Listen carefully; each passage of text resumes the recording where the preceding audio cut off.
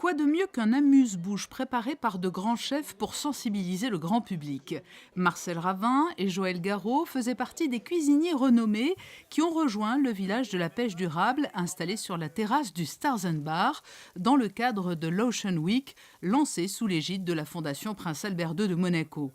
L'objectif était d'inviter les visiteurs à prendre conscience des bons gestes à adopter pour préserver certaines espèces marines, les visiteurs mais aussi les professionnels, dont certains comme le Stars and Bar, qui se sont engagés avec la FPA2 pour signer la charte Mr Goodfish. Une grande partie de l'impact qui peut être dommageable sur les équilibres et notamment sur l'équilibre des stocks halieutiques, c'est le comportement que peut avoir le consommateur. Donc il faut donner au consommateur la possibilité de comprendre ce qu'il faut faire et si possible ne pas faire en termes de consommation des produits de la mer.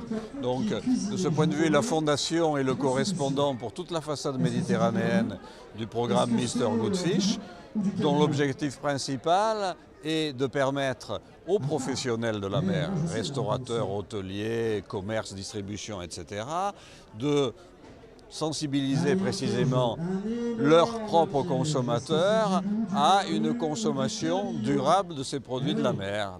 L'apprentissage des bons gestes et bons réflexes passe souvent par les enfants et des jeux leur étaient donc destinés. En fait, on a mis en place ces petits ateliers, on travaille beaucoup avec les écoles, avec notre association, le CDMM, pour parler de la mer. Et donc là, on a mis ce petit atelier pour montrer qu'on pouvait pêcher. C'était autorisé de pêcher, mais qu'il y avait des règles. Donc là, il y a plein de poissons.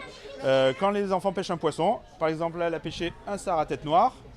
Tu te rappelles quelle taille il doit faire, le sard à tête noire? Non, il doit faire 15, lui. Alors,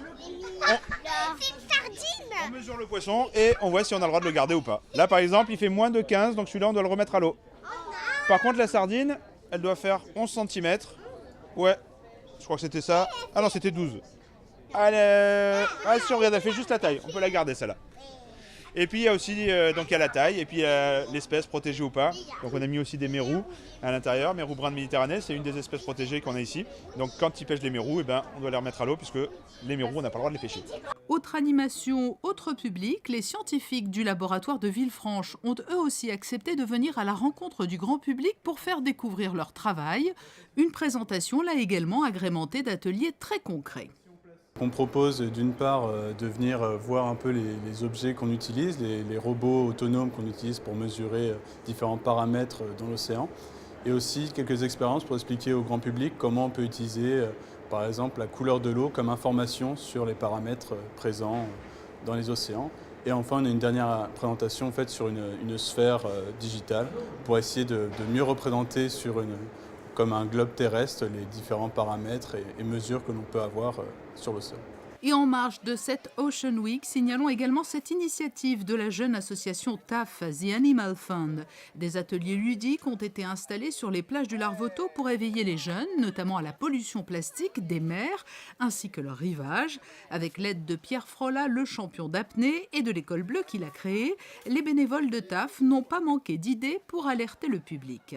Notre but, c'est enlever les bouteilles en plastique et c'est pour ça qu'on a créé tous ces jeux ici. On a 11 ateliers de différents jeux où on va jouer avec les enfants, comme le bowling et le basket et tout ça, pour sensibiliser ce qu'on peut faire avec les bouteilles et les dangers avec les bouteilles qui vont rentrer dans l'océan et qui fait que des dégâts pour les océans et les mammifères, quoi. L'association TAF souhaite aussi se rendre dans les écoles pour sensibiliser les enfants, quand sa présidente rappelle que les bouchons des bouteilles plastiques sont aujourd'hui les objets les plus répandus dans les océans, et alors qu'une bouteille plastique met en moyenne 450 ans avant de se désintégrer.